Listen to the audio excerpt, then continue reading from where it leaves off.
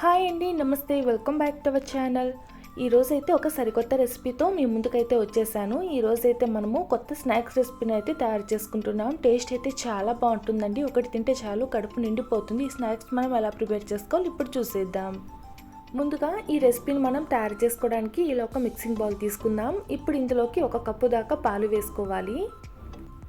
ఇక్కడైతే మనము ఏ కప్పుతో అయితే పాలు తీసుకుంటున్నామో సేమ్ అదే కప్పుతో అన్ని మెజర్మెంట్ కూడా తీసుకోవాలి. ముందుగా మనము ఇలా ఒక బౌల్లోకి పాలు వేసుకున్న తర్వాత ఇప్పుడు ఇదే కప్పుతో మనము ఒక పావు కప్పు దాకా ఇందులోకి పెరుగు వేసుకోవాలి. అలానే సేమ్ ఇదే కప్పుతో మనము ఒక పావు కప్పు దాకా ఇందులోకి ఆయిల్ వేసుకోవాలి. ఇక్కడ మనము ఆయిల్ అన్నా వాడచ్చు, లేకపోతే నెయ్యి అన్నా వేసుకోవచ్చు. ఏదన్నా ఫ్లేవర్లెస్ ఆయిల్ ఇందులోకి వేసుకోవాలి. అలానే ఇప్పుడు ఇందులోకి ఒక 2 స్పూన్లు దాకా పంచదార వేసుకొని ఒకసారి అంతా బాగా మిక్స్ చేసుకోవాలి. చూసారు కదా, ఇందులో వేసుకుని పాలు, అలానే నెయ్యి, పెరుగు, అలానే పంచదార అంతా మనకు బాగా మిక్స్ అయిపోవాలి. ఇలా ఒక విస్కర్ తీసుకుని చక్కగా మనము మిక్స్ చేసుకోవాలి. చూసారు కదా, ఇందులో వేసుకున్నవన్నీ మనకు చక్కగా కలిసిపోవాలి. ఈ విధంగా అంతా కలుపుకున్న తర్వాత ఇప్పుడు ఈ మిశ్రమాన్ని మనము పక్కన పెట్టుకుందాం. ఇప్పుడు ఏదైనా ఒక పెద్ద మిక్సింగ్ బౌల్ ఒకటి తీసుకుందాం. ఇప్పుడు ఇందులోకి మనము ఒక కప్పు దాకా మైదా పిండి తీసుకోవాలి. ఈ రెసిపీని మనము మైదా పిండితోనే చేసుకోవచ్చు, లేకపోతే గోధుమ పిండితోనే మనము ఈ రెసిపీని అయితే తయారు చేసుకోవచ్చు. ఈ రెసిపీ మనకు గోధుమ పిండితో చేసుకునే దానికన్నా మైదా పిండితో చేసుకున్నా మనకు చాలా బాగా పొంగుతూ ఫ్లఫీగా అయితే వస్తాయి. ఇలా మనము మైదా పిండి వేసుకున్న తర్వాత ఇందులోకి ఒక 1/2 టీ స్పూన్ దాకా బేకింగ్ సోడా, అలానే 1/2 టీ స్పూన్ దాకా వంట సోడా, అలానే చిటికెడంతా సాల్ట్ వేసుకొని ఒకసారి అంతా మిక్స్ చేసుకోవాలి.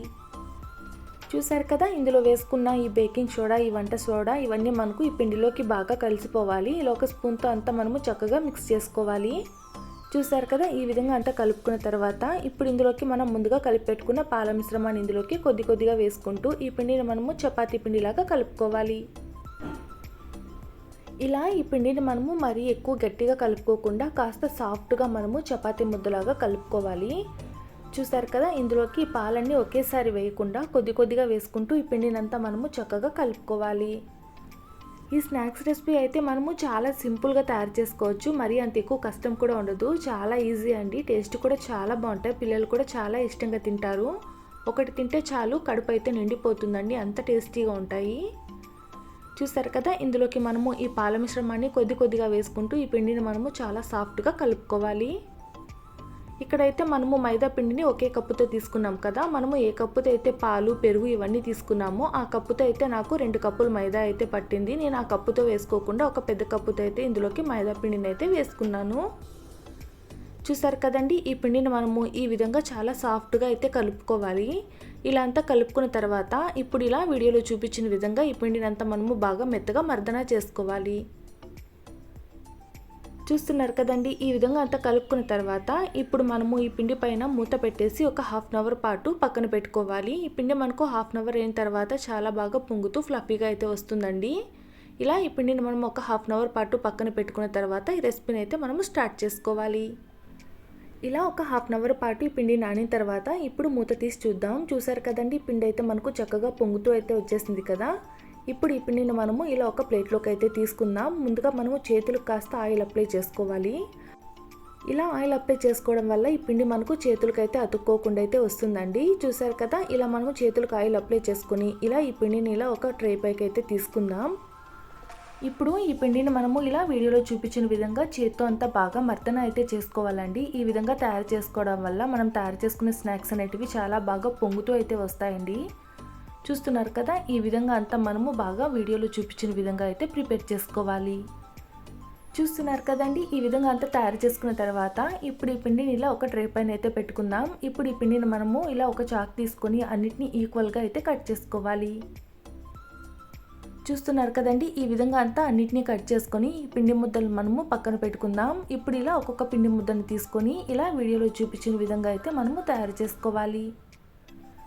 చూసారు కదండి, ఈ విధంగా అంతా మనము చక్కగా తయారు చేసుకున్న తర్వాత ఇప్పుడు ఈ పిండిలో మనము కాస్త స్టఫింగ్ అయితే పెట్టుకుందాం. ఈ విధంగా మనము స్టఫింగ్ పెట్టుకోవడం వల్ల మనము తినేటప్పుడు అయితే లోపల కోవా బండ్ లాగా అయితే టేస్ట్ అయితే చాలా బాగుంటుందండి. చూస్తున్నారు కదా, ఈ విధంగా తయారు చేసుకున్న తర్వాత ఇప్పుడు ఇందులోకి ఒక 1 టీ స్పూన్ దాకా మిల్క్ పౌడర్ అయితే వేసుకోవాలి. అలానే ఇందులోకి ఒక 1/2 టీ స్పూన్ దాకా పంచదార వేసుకొని ఇలా వీడియోలో చూపించిన విధంగా అయితే ఫోల్డ్ చేసుకోవాలి. చూస్తున్నారు కదండి, ఈ విధంగా అంతా మనము చక్కగా ఫోల్డ్ చేసుకోవాలి. ఈ పాల పౌడర్ అనేది మనకు బయట కనిపించకుండా ఈ విధంగా మనము చక్కగా అన్నిటిని ఫోల్డ్ చేసుకొని ఇలా ఒక ప్లేట్లోకి తీసుకొని పక్కన పెట్టుకుందాం. ఇదే విధంగా మిగిలినవి కూడా మనము తయారు చేసుకోవాలి. చూస్తున్నారు కదా, అన్నిటిని మనము ఈ విధంగా తయారు చేసుకున్న తర్వాత ఇప్పుడు మనము స్టవ్ మీద ఒక ప్యాన్ పెట్టుకొని అందులోకి ఆయిల్ వేసుకోవాలి. ఆయిల్ మనకు మరీ అంత ఎక్కువగా హీట్ అవ్వాల్సిన అవసరం లేదు, కాస్త లైట్గా హీట్ అయితే సరిపోతుంది. ఈ విధంగా మనము ఆయిల్ని హీట్ చేసుకున్న తర్వాత ఇప్పుడు మనం తయారు చేసుకున్నవన్నీ ఒక్కొక్కటిగా ఆయిల్లోకి వేసుకోవాలి. చూస్తున్నారు కదా, ఒకేసారి ఎక్కువ వేయకూడదు, ఇలా మనము ఒక 2 పీసులు మాత్రమే వేసుకోవాలి. చూస్తున్నారు కదండి, ఇవి ఇలా మనకు ఆయిల్లో వేసుకున్న తర్వాత చక్కగా అయితే ఉబ్బుతూ పైకి అయితే వచ్చాయి కదా. ఈ విధంగా మనము వీటిని ఫ్రై చేసుకున్న తర్వాత ఒకవైపు కాలిన తర్వాత ఇంకో వైపుకి అయితే టర్న్ చేసుకోవాలి. చూస్తున్నారు కదా, ఈ విధంగా మనము 2 వైపులకు తిప్పుకుంటూ మంచి కలర్ వచ్చేదాకా ఫ్రై చేసుకోవాలి. మంటను మనము స్లో ఫ్లేమ్లో పెట్టుకొని చక్కగా ఫ్రై చేసుకోవాలి. ఇలా ఫ్రై చేసుకున్న తర్వాత వీటిని ఇలా ఒక ప్లేట్లోకి తీసుకొని పక్కన పెట్టుకుందాం. ఇదే విధంగా మిగిలినవి కూడా ఆయిల్లోకి వేసుకొని ఫ్రై చేసుకోవాలి. చూసారు కదండి, అన్నిటిని మనము ఈ విధంగా ఫ్రై చేసుకున్న తర్వాత వీటిని ఒక ప్లేట్లోకి తీసుకొని సర్వ్ చేసుకోవడమే.